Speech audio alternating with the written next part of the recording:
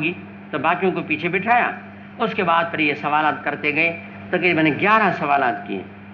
سب کا جواب ابو سفیان نے دیا، اور دینے کے بعد پھر یہ بات ہوئی کہ انہوں نے کہا کہ بھئی اگر یہ آپ کی باتیں صحیح اور صادق ہیں تو پھر بات یہ ہے کہ میری اسی کرسی پر اس بندے کا اقتدار آئے گا. سَيَمْلِكُ فِي مَوْضِعِ قَدَمَيَّ ہَاتَيْنِ، کہ میرے انہی قدموں کی جگہ پر اس کا ملک آئے گا. اب یہ باتیں بھی ہو گئیں، تو پھر یہاں شور شرابہ ہو گیا، اور ان کو کہا کہ بس تم جاؤ. ان کو نکالا گیا. اس کے بعد پھر کیا ہوا کہ بادشاہ وہیں سے واپس ہمس آئے. جب ہمس میں آئے تو دوست کا خط بھی یہاں پہنچا، جن کی رائے معلوم کرنا چاہ رہے تھے.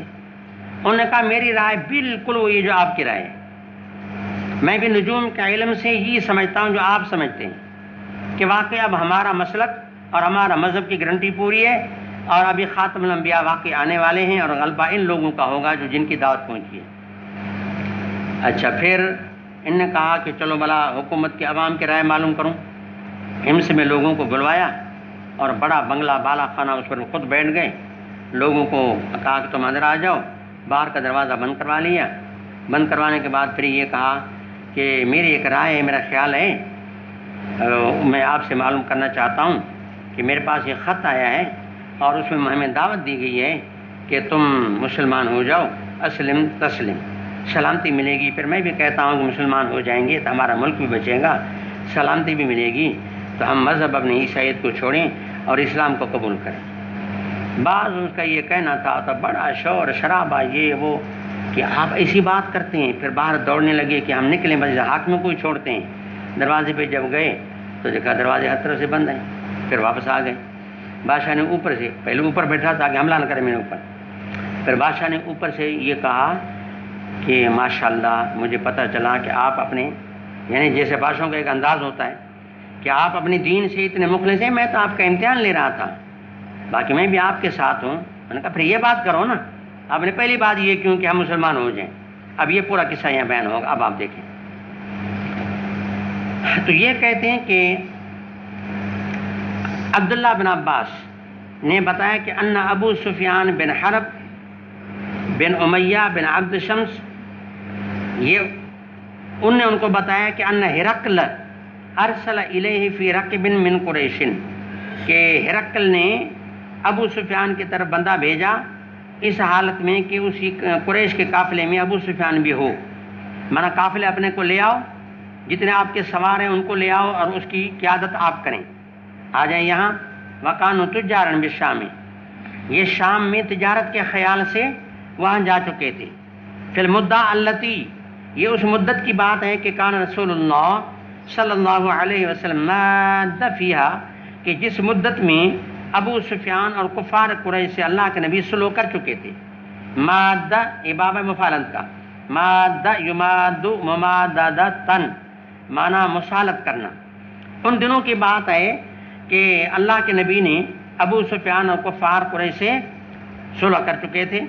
فاتوہ، پھر یہ ابو سفیان سارے جو ان کے سوار تھے پورا قافلہ بادشاہ کے پاس آیا. وہم بإیلیا، یہ سارے ایلیا میں تھے. جیسے میں نے آپ کو پہلے بتایا کہ بادشاہ ہمس سے ایلیا آ چکے تھے منت کو پورا کرنے کے لیے. فدعاہم فی مجلسہ، اپنی خصوصی کچہری میں ان کو بلایا. وحولہ عظماء الروم، بادشاہ کے گرد و نواح میں بڑے بڑے وزراء اور روم کی جو بڑی عظیم ہستیاں تھیں وہ بھی موجود تھیں.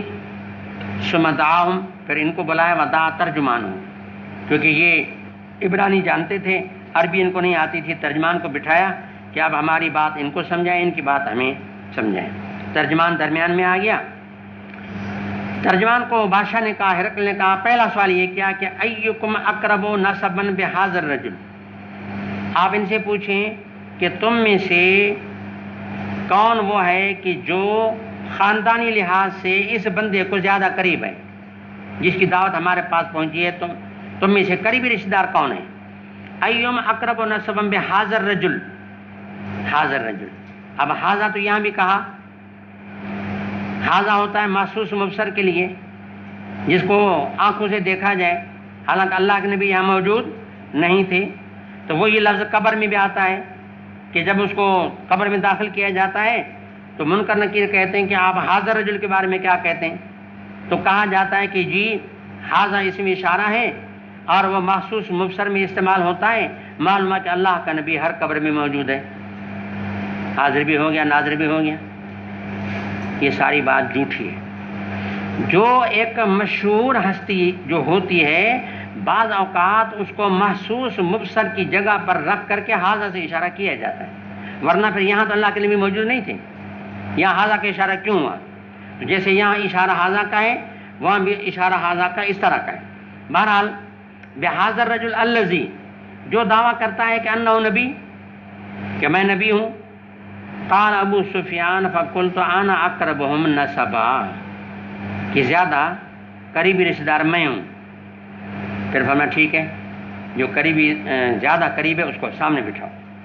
فقال ادنوہ منی، قریب کرو، وقربوا اصحابہ، جو اس کے ساتھی ہیں ان کو بھی اس کے قریب کرو، فاجعلوا عند ظہری، لیکن ان کو پیٹھ کی طرف سے بٹھاؤ، پیچھے، پہلے آگے یہ بیٹھے اور وہ اس کے پیچھے بیٹھے۔ اور پھر کیا؟ پھر ترجمان کو کہا کہ آپ ان کو یہ کہیں کہ انی سائل ھذا عن ھذا، میں ابو سفیان سے باتیں پوچھوں گا حاضر رجل کے بارے میں، اللہ کے نبی کے بارے میں۔ اب تم ایک خیال رکھو کہ اگر یہ مسئول ابو سفیان غلط بیانی کرے فکذبوہ، پھر اس کی تکذیب کرنا۔ فواللہ لولا الحیاء من ان یاثروا علی کذبا، ابو سفیان کہتا خدا کی قسم اگر اس بات کا حیا نہ ہوتا کہ دنیا مجھے جھوٹا کہتی اور مجھ سے جھوٹ کو نقل کرتے، کہتے یہ وہ بندہ ہے نا بادشاہ کے سامنے جھوٹ بول کے آیا ہے، یہ گندا انسان ہے، بادشاہ کا جھوٹ بول کے آیا ہے، تو کہتے ہیں یہ مجھے حیا آ گیا کہ دنیا مجھے جھوٹا کہے گی، اگر یہ بات نہ ہوتی تو میں جھوٹ بولتا۔ تو بات یہ ہے کہ مانا معلومات کہ کفار قریش کافرین بھی جھوٹ کو برا سمجھتے تھے، وہ اللہ کا نبی جس کے ساتھ قتل قتال جنگوں کے لیے تو تیار ہے لیکن غلط بیانی سے کافر بھی پرہیز کرتا ہے۔ اندازہ کریں کہ جھوٹ کتنی بری چیز ہے۔ برکت ہے یہ حیا کی وجہ سے آدمی جھوٹ سے بچتا ہے نا، اگر یہ حیا نہ ہوتا کہ دنیا میں میرے حوالے سے جھوٹ کو نقل کرے گی، اگر یہ نہ ہوتی تو میں غلط بیانی کرتا۔ بہرحال پہلا سوال مجھ سے یہ تھا کہ مجھے یہ کہا کیف نسبوا فیکم، کہ یہ جو بندہ جس کی دعوت آئی ہے خاندان طور پہ کس طرح ہے، اس کی کیفیت کیا ہے، اس کا خاندان کیسا، اونچے خاندان کا ہے یا گھٹیا خاندان کا ہے، کیونکہ نبی ہوتا ہے اونچے خاندان کا، اس کا نسب کس طرح ہے؟ انہوں نے کہا ہو فی نازو نسب، ماشاءاللہ اونچے خاندان کا، قریش، اور سمجھا کہ قریش سب